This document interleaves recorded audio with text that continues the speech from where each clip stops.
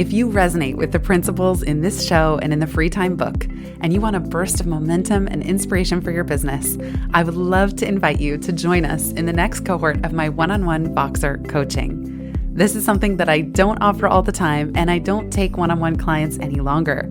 This is your chance to work with me one-on-one for a weekly Voxer Q&A for 3 months, so we can together create more free time, energy, and money in your business. Time to close the laptop, no more meetings. This won't add anything to your calendar. You'll get to submit a question to me at any point during the week, and then I turn it around during business days. You'll also be part of a small group in case you want to crowdsource feedback from other people. If you're not yet familiar with Voxer, prepare to be delighted. It's like a walkie-talkie app. I use this all the time with peer masterminds. I even had my own coach who gave me this idea to do Voxer coaching, and I loved the format even as the coachee. If you're interested in joining us, there are just 12 spots available. Visit itsfreetime.com/Voxer, Voxer. That's itsfreetime.com/Voxer. And as a special thank you for being here listening, I would love to offer you 10% off. Enter promo code podcast at checkout. That's itsfreetime.com/Voxer. And don't forget to add promo code podcast at checkout. I am so excited to work with those of you who decide to join us in this next cohort. When you're building your dream, you're not just building your dream of what work you want to do. You're building the dream of what kind of life you want to live. And that's what I keep in perspective. This is your time. How can we earn twice as much in half the time with joy and ease while serving the highest good? That is our guiding question here at the Free Time Cafe, your home for heart-based business. I'm your host, Jenny Blake. Join me for conversations with authors, friends, and fellow business owners as we explore ways to free your mind, time, and team to do your best work. Now, on to today's show. Welcome back, Free Timers. I am so thrilled to be here today with Karen Allen. Karen is a super mom, healthy eater, and keynote speaker who, after experiencing the tragedy of losing her husband, picked herself up and set out to thrive for her son's sake. She's the founder of the 100% Human movement, helping others develop a mindset of joy and abundance through her community. And she also hosts the In the Details podcast. That is where we met. So Karen interviewed me, and she's so light and bright and full of joy that I just knew she had to come on Free Time to talk about structuring a business as a single parent and so much more. Just can't wait for you to hear her take on all things life and work. Karen, welcome to the show. Hey, Jenny, thank you so much for having me. Just to be able to share space with you is an absolute joy. So thank you. I agree. This is just such a treat. Your story is so powerful. And just in talking to you before we hit record, I realized it hasn't even been a decade. Maybe we're coming up on a decade of losing your husband to a really sudden tragedy that you could have never seen coming, that catapulted your life in a completely different direction. How are you feeling today now, almost 10 years later? Well, yeah, we are coming up. This will be 10 years in August. I think what you just said really nails it, is that I never expected my life to be like this on so many different levels, to be honest. But the tragedy that was the catalyst for me finding my way and my purpose in life definitely was not something that I could have foreseen. Just to give your listeners a little bit of the backstory, because they're probably thinking, well, what was the thing? Okay, I'll jump right into it if you don't mind. Please. It does create this curiosity, which I know I'm shy to even want to ask you about, but if you don't mind to share. No, it's okay. It's really, really important.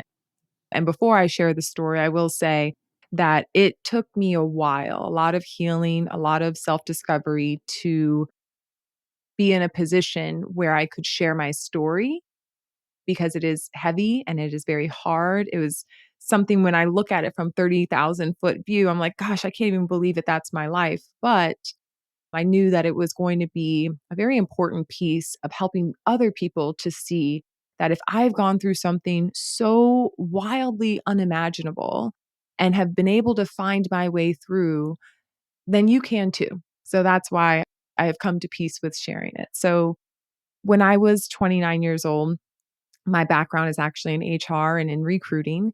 And my husband was a newly established CrossFit owner. And so we had a beautifully blended family.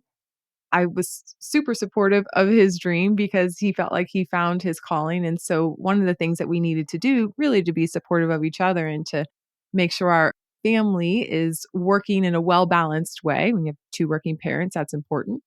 Was we were always making sure like our scheduling, like, okay, who has the kids? Where are we going to be? If we have to meet up, where are we meeting? Things like that. And so on this one particular day, I had some interviews that I had to do from home that evening. And so we coordinated that I would pick up the kids from the gym. Little did I know by the end of that evening that our entire world would be flipped upside down because while I was home doing these interviews, I was actually on the phone with a candidate when I got a call, actually several calls from one of the gym members. And I was using the house phone when I was talking to the candidate. Hopefully, your listeners remember what a house phone is. But using that house phone when with a cell phone just outside of arm's reach, I actually didn't even reach for it at first. And it was until I don't know how many times or for how long it was vibrating when I finally looked and saw several missed calls from this one gym member. I found out that well, she relayed the message and I didn't find out till I got there, but someone walked into my husband's CrossFit gym and shot him. He never saw it coming and he died instantly. I didn't get all that information though when I was first on the phone with this person. She obviously was very panicked. He was in the middle of class. I mean, it's very traumatic for everybody who was involved. And the only word I could actually make out when she initially called was shot.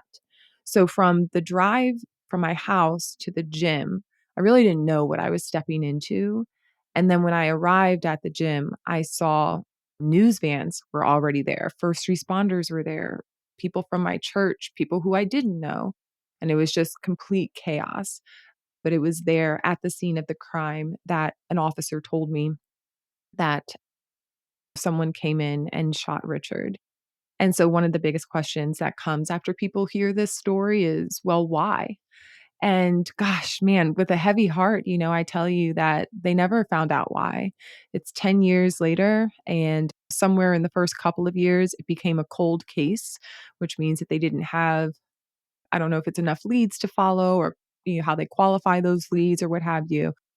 But there was this really pivotal point in my healing journey before I was even on the growth journey where I decided I needed to own my response to what happened because there was nothing that I could do to change the circumstances. There was nothing that I could do in even a supernatural way to bring Richard back. There was just nothing that was going to change what had happened, but being able to tap into that little glimmer of wisdom in that space where I felt completely wrecked and definitely recognized that my life had changed forever and this was going to leave a lasting impact on my son. And I had to decide, how am I going to respond to this? Because honestly, Jenny, initially being even in autopilot mode, I was choosing to give up. I was choosing to not live. I was choosing not to heal. And I don't think anybody would have blamed me if I stayed on that path for longer than I did. But my son was my North Star, and I was bound and determined that he was not going to lose both parents. And it was from that point on that I became extremely conscious about the thoughts that I was holding, about the habits that I was creating, even about the words that I was speaking over my life, over my friends, over my family. I just became so intentional about life because I found that the only thing we can control in this roller coaster of life is the way that we respond. And that became the catalyst for the work that I do today. Mm. Thank you so much for sharing. Oh, it just, even now hearing it, I get heart sick, stomach sick, everything for you. I cannot imagine trying to process in the moment and then trying to navigate your grief while parenting seems incredibly difficult. And I love you said on the first episode of the Success podcast where the mic was turned to share your story, you said, I'm not going to let that monster take both parents from my son. Mm-hmm. It sounds like there was this moment where you realized, if you only stay focused on what happened, that your son would really lose both parents. Yeah, absolutely. I was in bed, and just to like paint the picture, because I think this is really important. When people hear or see me now, they're like, "Oh my gosh, you're so positive." And I can't tell you how many times at the end of a keynote when we open up for Q&A, how many times I get the question, "Well, you seem like a very positive person. Do you think it's that outlook on life that helped you get over your husband's murder?"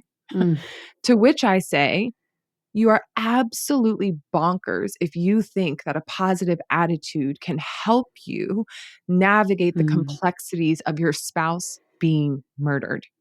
Because it is not just that one event. There are so many things that surround losing someone, death in general, but of course, losing someone in such a traumatic way. When I had that realization that I needed to own my response to what was happening, it was a day when I was lying in bed. I tell this story. There was like cartons of Ben and Jerry ice cream around me. I was not making good decisions. Hey, it sounds like a pretty great decision to me. Yeah. Yeah. Yeah, just to lay in bed and just like spoon feed. But my son walked in and he was only 2.5 at the time. And he said, "Mommy, are you going to get up? Are you going to eat today?" And looking at him, I realized that all of the choices that I was making up to that point, really, I didn't feel like I was making choices because I had very little energy, but we're always choosing every moment of every day. We're constantly choosing. The question is, are we choosing consciously? And are we making choices that align with the person who we want to be? And so in that moment, when my son asked me that question, that's when I really had the epiphany that the way I respond to this is going to impact his life.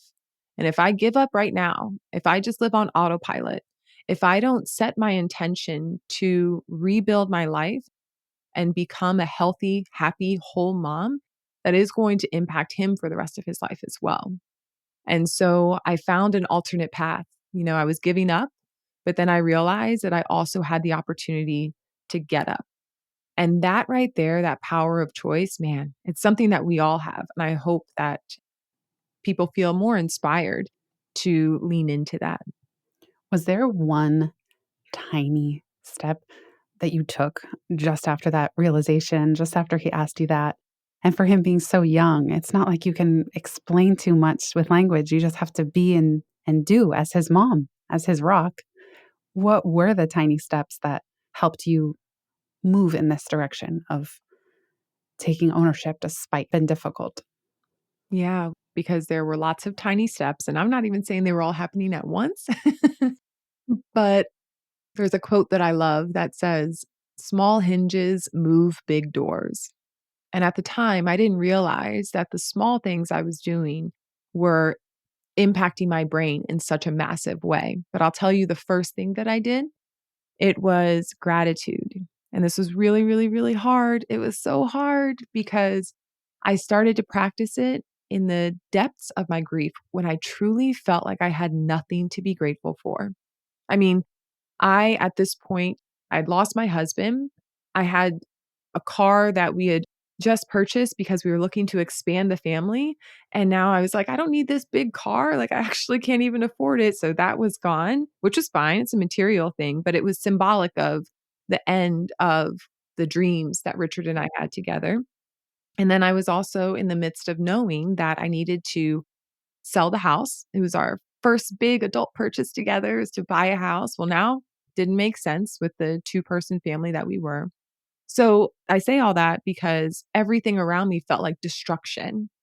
So how could I find gratitude in what was currently unfolding in my life? Well, the nighttime was hardest for me because that's when Richard and I would catch up. We talk about our day. He was so excited and enthusiastic about this box that he'd created, this dream that he was pursuing, the people that he was helping. So when we were unwinding together, like, it was a joy to end our day and think about how much we'd accomplished. And so that became the hardest point of the day for me, was the evening. So as I would lay my head on a pillow, I started to be very, very basic with my gratitude. For example, I would say, "Thank you for a soft pillow. Thank you for clean sheets. Thank you that we have a roof over our head. Thank you that my son is healthy." And I was so basic with my gratitude that sometimes I was just like, this is ridiculous. Like, I don't even know why I am doing this.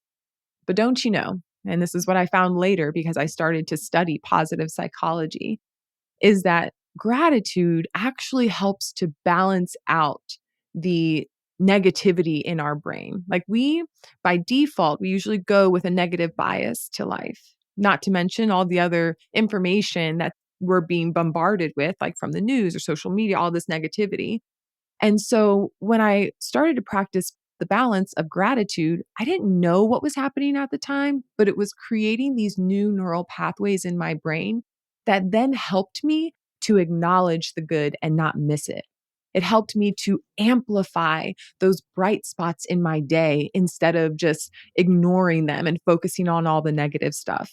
And it is a practice. I mean, it was intentional at first, but now it's just a way of life. And I realize how powerful gratitude is and how overlooked it is. But I really do believe that that was the first tiny habit that I established in my life that helped me reconnect to life again. And this all came at a crucial time, not a moment too soon, because shortly after having to sell the house, exchange or trade, I don't know exactly the details with the car, Mhm. then you're terminated from your job early the Mhm. following year. Yes. Yes. So Yeah. I can't even begin. Of course, it's not my job to try to even be or put myself in your shoes, but to imagine the panic at that, because now it's all on you. And this, in a way, we know now this set the seeds for starting your business. Yes. Yes. We'll be right back just after this.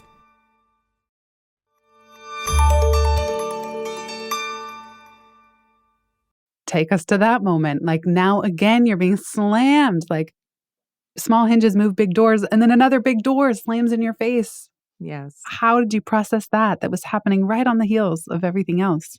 Man, and right when I thought that things were getting better Yeah. too. That's the Oh, crazy part because it happened a little over a year after Richard died. And the space of employment that I was in was definitely, it was a Burnham Turnham kind of environment, but my supervisor was amazing. I mean, when Richard first died, he actually was the first person I had to call because I had other interviews set up that evening. And I will never forget what he said. He didn't say, like, okay, well, what resumes are next? Or can you give me da da da? Or can you send that over? He was like, I'm going to stay on the phone with you until you get there safely. That's the kind of human that I was working mm. for. So even when the termination came, I knew that it wasn't a decision that came from him, and he handled it with incredible care.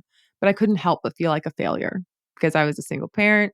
Now my world had completely fallen apart at this point. But what was interesting, and this is something that you talk about in your work, is that I acknowledge my intuition, and my intuition has been sharpened through faith. And I say that because I think there's beautiful parallels between personal growth and faith, just spiritual faith. I don't really subscribe to religion heavily. It's just my spiritual path of faith. Well, you don't always see things working when you're working on your personal growth. Then you start to acknowledge that there's evidence in the things that you've been working on internally, but you actually have to have some faith that those practices and habits are working. And it's the same thing with faith. You may not always see it, but you notice it when there's evidence of it. Well, 3 months before I was let go, I actually started to feel that things were shifting and I needed to leave. And I wasn't supposed to be working in corporate America. Now, at the time, I didn't have a full picture of this, right? I was still totally consumed with grief. And leaving my job would be an irrational decision. So I didn't even plan on pursuing that. But because it was already downloaded in my soul, what happened was it downloaded as this message of you're going to take your pain, you're going to turn it into purpose, and you're going to pay it forward to help others. And I literally was like, I think you got the wrong person. That ain't Ooh. me. So I ignored it and I Chills. was like, no. Wow. Yeah. I was Ooh. like, I don't know who this message is for, but it's not me. You looking over both shoulders like, no, I Yeah. think you have the wrong one. I literally said it out loud. I was like, wrong Yeah. person, wrong person. Because that seed had been planted deep in my soul, the day that I walked in and I was let go, I remember very vividly picking up my box of things, small box of things, and walked down to the car and was bawling. And all I heard in my head was, you're a loser. You are not going to be able to bounce back from this. You're going to fail, Caleb. I mean, I was ripping into myself. We all know that gremlin in our head. And it was interesting. I turned on the radio, or actually the radio was already on because of my drive-in. And it was this message about don't lose your joy in the hard times because some things don't make sense, but later they will. That couldn't be more timely for the moment that I'm sitting in my car and being like, what the heck do I do next? But what was helpful was hearing those words reminded me of the feeling I had in my spirit 3 months earlier. And then I started laughing because I was like, this cannot be real. But what I recognized was that I would have never had the courage to leave that job on my own, but I needed that push so that I could get on the path that I was really meant to serve in a way that goes far beyond me. I just think that I'm a vessel to help other people. This is not about me, my story. And at that time, because Caleb is and always will be my North Star, I didn't want to make any irrational decisions. So I needed that push. But having that moment, that download of knowing, like my spirit just saying, like, no, no, no, no, this is what you need to do. It actually came into clarity, 2020 vision. I could see it. It was because by pursuing the path of entrepreneurship, I would then be able to create the freedom and flexibility to always put Caleb first. My idea of being an entrepreneur wasn't like, oh, I'm going to make all this money. I'm going to do all these things. I mean, eventually it was because I was like, ooh, I could actually create a foundation here. I could build a school over here because I have like these big dreams. But initially it was just like, no, corporate America does not serve single parents well. I mean, they don't really serve parents well, to be honest. There have been some changes in the past couple Yeah. of years, which is great. I celebrate that. I love that. But the reality is, when you are the only person holding it down at home, people don't understand fully what that means. But you are the only person taking the trash out, picking up groceries, doing every dish, doing all the laundry, cleaning every toilet, making all the doctor's appointments, taking them to and fro. You are carrying the weight of everything and working 40 to 50 hours a week. It's insane. It's totally insane. So I do see that as that transition, that sudden transition was a massive blessing to help me just get on the path, to help me be a present mom, to help me create a business that I love and one that also serves other people. I want to come back to the structure in just a moment. First, that moment of laughter when you realize how the universe really has a sense of humor about things, where you can go from the darkest depths and then you laugh. You're like, oh, I see what you did there. And just, I love knowing you had that. And that's that moment of clarity. And so beautiful to hear you describe how your intuition comes in parallel with faith and having faith that the small steps that you're taking, that those small hinges will open bigger doors. From the beginning for 10 years now, I just love your commitment to Caleb, first and foremost. I love how you're like, he is your North Star. You want to be the best mom. And so you've been so in integrity around that and uncompromising. You also, as you described, don't have buffer. There's no second person around. There's no second salary. So you are building your business with really tight guardrails in place in order to build a strong, thriving business, but not overwork and not burn out because you also want to be the best mom. And actually being the best mom comes first. So take this wherever you want, but you've had to do this at black belt ninja level, like you couldn't just pull all-nighters. You didn't have a day job income coming in while starting your business. So I don't know, you could even start with what it looks like today, but what did you figure out in this time to enable free time and free time to be the best mom to Caleb that you can be? I will tell you, when I was reading your book, I was like, yes, Jenny, that too. Yes, yes. I'm so glad. Yay. You spoke about so many things that I started to implement early on that other people would look down on because, one, they didn't understand where I was coming from. Two, we were in a different space when I was starting my business where if you were ever talking about being an entrepreneur, that was like synonymous with grind hard, like hustle culture. Like that is just what it would look like if you were pursuing building your own business. But I couldn't do that. I just could not afford that. Now, what I needed to do early on when Caleb was younger was definitely to be more mindful about how I was spending my days. And it took me a while to learn this, but just going back to where the business was, I started building a business and didn't really know what I was building. And I was hoping it was going to work, but it wasn't paying the bills. So actually, the early part, I would say the first 6 years of this business being built and getting to where it is today was very much building a dream. And it wasn't a business because I was working multiple other jobs and contracts to keep the lights on and to put food on the table and so on and so forth. One thing I do want to acknowledge just really quick though, I think you also mentioned this in the book, is like I hit the family lottery because my mom and dad were there for me to help out when I was stretching myself too thin. And I don't take that lightly. I had friends who were around right after Rich died, and they were very present in my life and always offered to be there with Kayla. But internally, even though, I had a good group of friends, I had my mom and dad around, I never wanted to be an emotional burden to other people. So I wouldn't just say, "Oh yeah, can you keep Caleb for so," I wouldn't do that. So I kept a lot of things on my plate. And because of that, I had to create healthier systems and structures. If that was the way I was going to operate, I needed to like feel well supported in that. One of the first things I started to do was the time that I was working was never beyond Caleb in daycare initially or Caleb in school. Every day, I would dedicate my mornings to him. He had my full undivided attention. I wasn't opening up the computer. I wasn't looking at my email on phone. I wasn't doing any of that.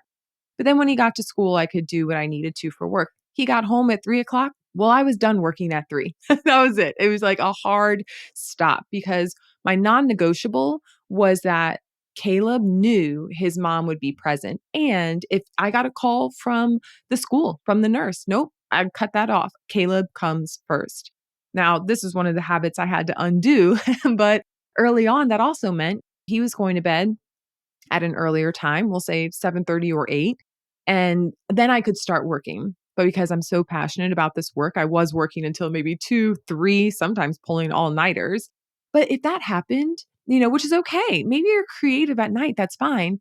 Then when he was at school, I would take a nap or I would sleep longer or what have you. But the whole point here is that I protected my time with Caleb from the very, very, very beginning. And that stands through even today. Now in the business, one of the things that's really important is all of his major events. And I do travel for speaking. And so I worked it out with my business manager. I said, hey, at the beginning of the school year, I'll mark off all of the dates. I will be at every spring concert. I will I be at love that. every important basketball game or soccer game or like whatever it is. Caleb and we actually discussed because he understands that part of my job also requires me to be on the road.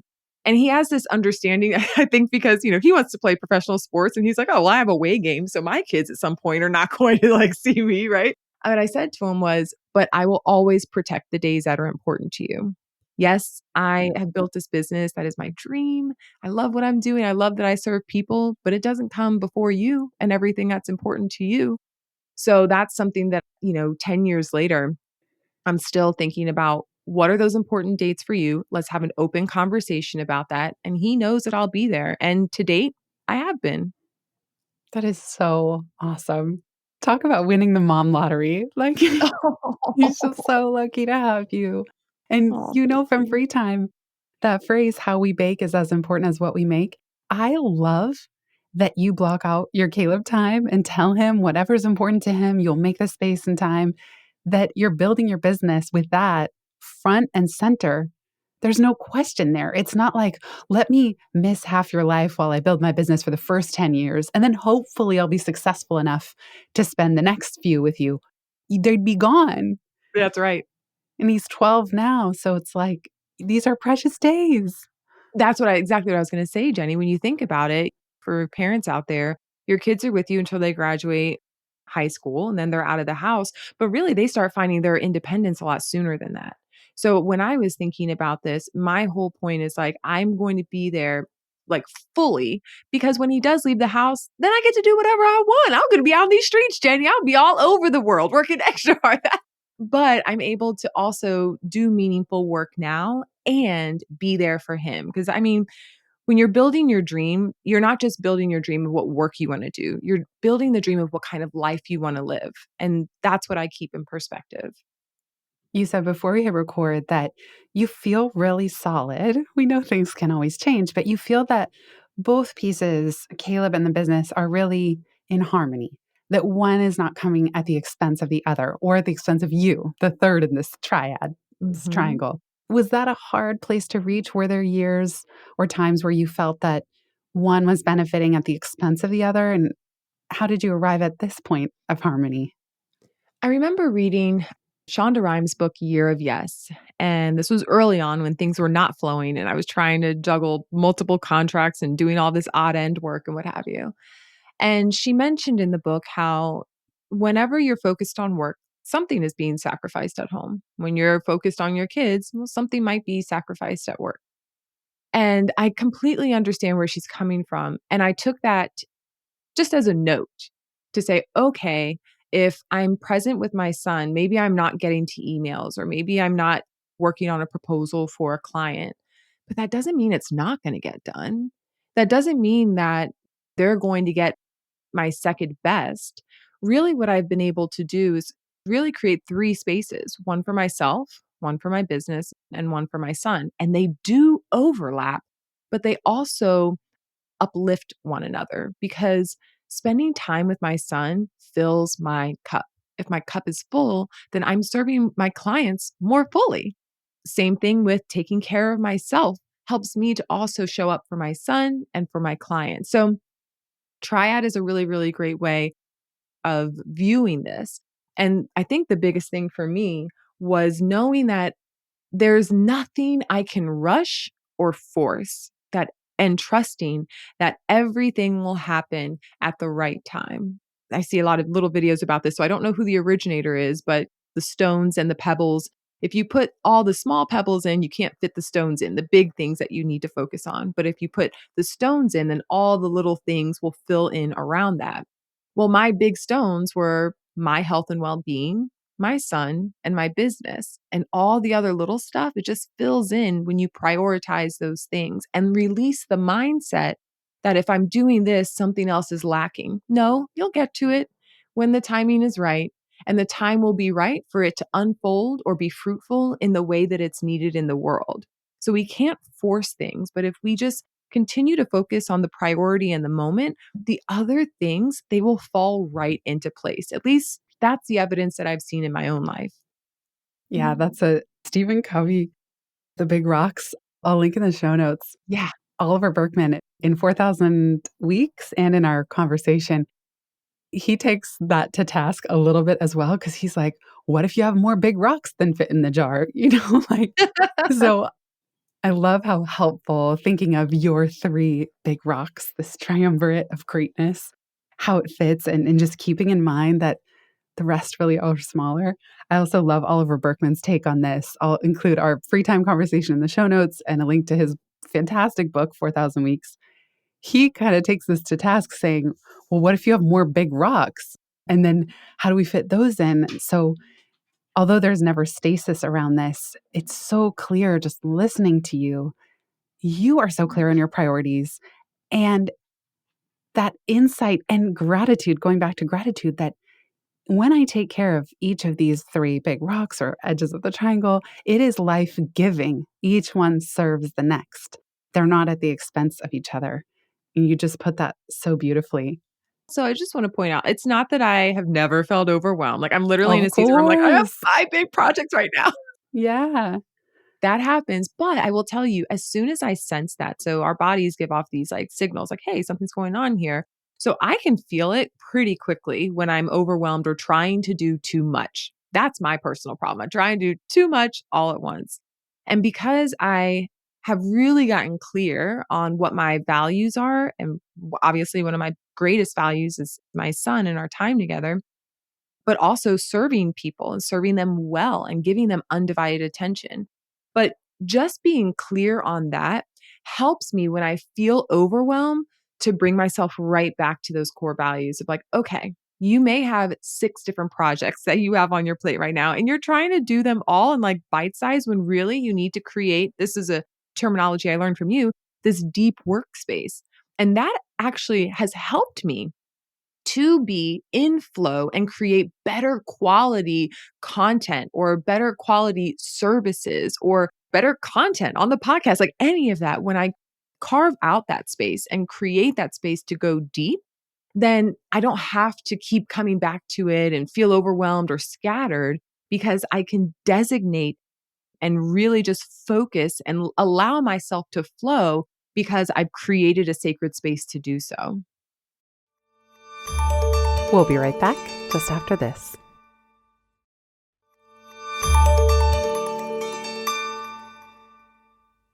You've also created and shifted the business over the last decade around how the business itself is positioned. Yeah. So before we hit record, I was like, why aren't we recording yet?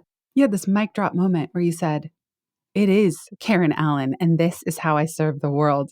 And just stepping into those shoes of you front and center on the website, in your business, serving the world.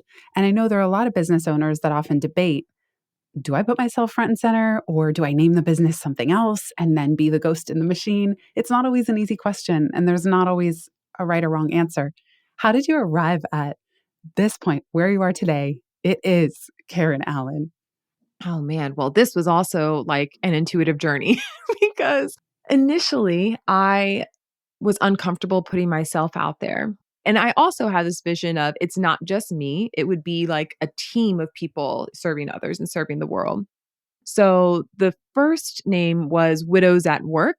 And I was just thinking more so of like how we could create these healthy workplaces where when grief is present, we lead with compassion and we put compassion into action and very like practical ways that we can do this. But it was a turnoff for, in doing some marketing research, it was a turnoff and I tried to stick by it. So then I evolved to the grief consultant, which again, I'll be honest, at each of these like moments where I was like, oh, I'm going to call it this, it did not feel completely aligned. But was I listening fully and tapping into my intuition? No, I was not. I was just trying to figure it out and, try all these different things and let's see what sticks. But what I found in the first two earlier stages of the business, the reason those names didn't work is because they kept me in a place that didn't feel aligned with the work that I really wanted to do. Because those two names, they were focused on the problem. But really, what I wanted to focus on was the solution. So I didn't want to build a business that was focused on grief. I wanted to build one that was focused on growth. I didn't want to always have to walk around with what felt like a scarlet letter of being a young widow. I wanted you to appreciate my thought leadership and want to engage because of what I have to offer, not something that was just a moment in my life. I, again, went through another iteration. It was like, oh, I'm going to call it agency. And it was just all these things. Finally, I was working on my book, Stop and Shift. And I thought about, man, I really care about my legacy at this point. I really care about how this book is going to impact others. And it would mean the world to me for as many people to read this as possible because Stop and Shift was the technique that quite literally saved my life. It was how I was intuitively managing my mindset and all of those really harmful, negative, toxic thoughts and situations that I was going through. And so when I thought about the name on the book, even at the time, my name was still my married name, Karen Millsap. But what I thought about was, gosh, I feel like Karen Allen. I love and honor my husband. We were together for 5 years and I have 50, 60 more years left on this 70, 90. I'm trying to live like to 150. So, that's what I'm trying to manifest, Jenny. You got this. If anybody does, it's you. But I just thought about like how the legacy goes far beyond a 5-year relationship. And this is not to, take anything away from my husband, love him dearly. But in the bigger scheme of things, my legacy should be tied to how I feel most like myself. And so that's when I actually made two decisions. One, to go back to my maiden name and take my married name as my middle name, which was also a conversation that I had with my son because I wanted to talk through this with him because that means that he would change his name too. It was a beautiful conversation, very deep conversation. It was so amazing. And we wanted to still honor the fact that Richard is a part of our life, not was, he is a part of our life. And so we wanted to honor him by keeping his name in ours. This was kind of a little God hug moment too, though. My husband's middle name was Alan, my Oh, maiden name. wow. Wow. I was like, look at this. It's still a part of who we are. But really, what I needed to do was get crystal clear on Karen, who do you want to be in this world? How do you want to serve this world?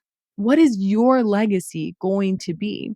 And so when I decided that I was changing my name, I also decided that this is my business. I am the business. I am a messenger, not like the messenger. Like I'm a part of this good army. Jenny, you're a part of it. We've met amazing people. We're all a part of this good army. And so why shy away from being me, like being all of me? And what happened was I knew that I could still build out a team that would support this work. But I also knew that I was going to be at the forefront of the work and I didn't need to hide behind a creative name. Instead, I wanted to create the name of a place where people could all come together. And that's also how I started to find my way to 100% human.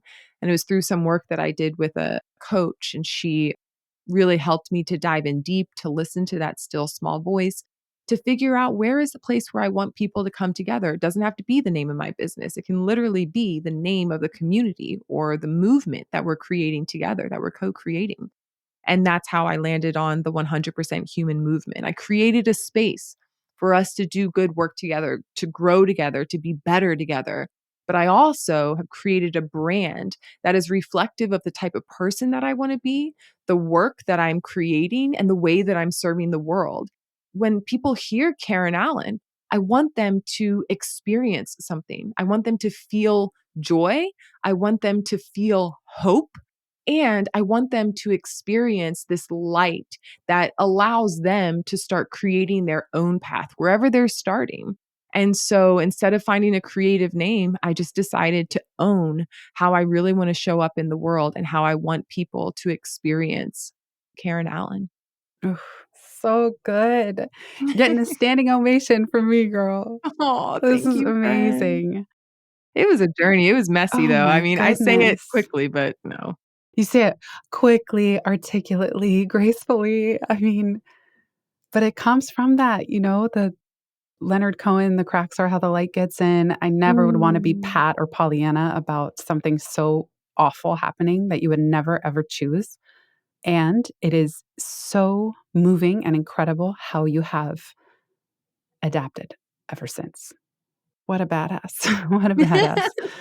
Brilliant mom, beautiful woman. You all don't get to see her on video, but Karen is stunning inside and out, and a business owner with a thriving business, thriving keynote speaking practice. And I know you have a systems mindset because just the systems and structure to support you in doing all this and being as joyful as you are. We were geeking out about Notion, but I know you've got a whole intricate second brain going back there. I love that. So, Karen, if you could leave fellow business owners with permission to do something differently or drop something altogether, what would it be? I want you, dear listener, to have permission to do the thing that your soul is calling you to do and to create it in a way that supports you. Because again, I mean, this is no joke, Jenny. I read your book within this last year, but I have been creating it in the way that you presented it for the last 10 years. And that book had so many God hugs. Like if I showed you my No, copy, I literally that's put so hashtag God cool. hug on so many That's places. so cool. Oh my gosh. I love that. I And love honestly, just that. reading that was like, see, Karen, you knew that this was Yes. going to support the quality of life that you wanted, even if you didn't see evidence of it 10 years ago. Now we are starting to see more of that. So, yeah, I just want to write that permission slip to say, do what your soul is calling you to do and create it in the way that is going to support you. That is so beautiful. As my friend or Penny Pierce would say, we're part of the same soul group. And I've always said, I'm a messenger. I'm a messenger. I feel actually very shy about putting myself front and center. I'll do it when I have to, but mostly and especially with the books more than anything else that I do, those are a channel. Those are just me serving, being a messenger, putting up my antenna in the way that I can. And so it doesn't surprise me. I love knowing that you knew this in your heart. You had already landed on this as a more human and humane way of working. And then it's just you read it or hear another person say it, and it's so validating. And that's how I've always felt too. Sometimes I feel crazy or there's something wrong with me or I'm a bad business owner until I hear one other person say something. And I go, oh my gosh, I'm not crazy. Like somebody else feels this way too and is giving themselves permission to work this way. And like, sign me up. We Yes, need this from yes. each other. And the other thing with that, Jenny, is that I realized that I did it. And even though there were hard times, even though there were times where maybe I didn't have everything that I wanted to exactly when I wanted it to happen, but we were never so down and out to the point where I stopped believing in what was already like downloaded in me. It was hard, sure. There were challenges that stretched me outside of the comfort zone into that stretch zone, sure. But like that's going to be life anyway. I just really feel like the universe rewards a courageous heart. So even if you don't see evidence in it, if you know that's what's right for you, trust that and you will be supported along the way. I love that. The universe rewards a courageous heart. And I couldn't help but think this whole time as well about lotus flowers that grow in mud. That I've always resonated with that. And I just see you as this beautiful, thriving lotus flower and building so much out of the mud and what seems dark. So, Karen, thank you so much. This is such a tremendous gift for you to be as open with us as you have been, as vulnerable, sharing your story, sharing your wisdom that you've gleaned in the years since. And we didn't even get into the systems behind the business. So, we're going to have to do another round to just fully geek out. Yeah. Jenny, you know I will geek out about Notion any Yes. day. Let's book it. We're going to stop recording. We're going to book that second one. In the meantime, tell everybody where they can find you if they want to keep in touch. Yeah, absolutely. Just hop over to the website, KarenAllen.co. It's .co, not .com. It's not a typo. But also you can find me on all the social media platforms. And of course, welcome you into the 100% Human community. We would love to have you. Amazing. And be sure to check out In the Details wherever you're listening to this podcast. Yay. Thank you, universe, for bringing us together for the serendipity popcorn of however you found the book. Now we get to actually connect in space and time from the soul group connection. So thank you again, Karen. Oh, thanks for having me, Jenny. Yeah. Big thanks to everyone who's here listening. Have a beautiful rest of your day, everybody. If you've listened this far, you get a gold star. Thank you. Word of mouth is the most joyful way we can grow this show, and it helps us land interviews with the luminaries and insightful guests that you would most love to hear from. Please send this episode to a friend who might find it helpful. And for show notes and related links from this episode, visit itsfreetime.com. While you're there, make sure you're subscribed to the Time Well Spent newsletter. You'll get instant access to my tech toolkit, a continually updated list of all the software I use, along with the total monthly spend to run my business, where no one works full-time, even me. Visit itsfreetime.com/join. Remember, you are running the show. It's time for radical reimagining, and everything is up for grabs. Let it be easy, let it be fun, and build with love.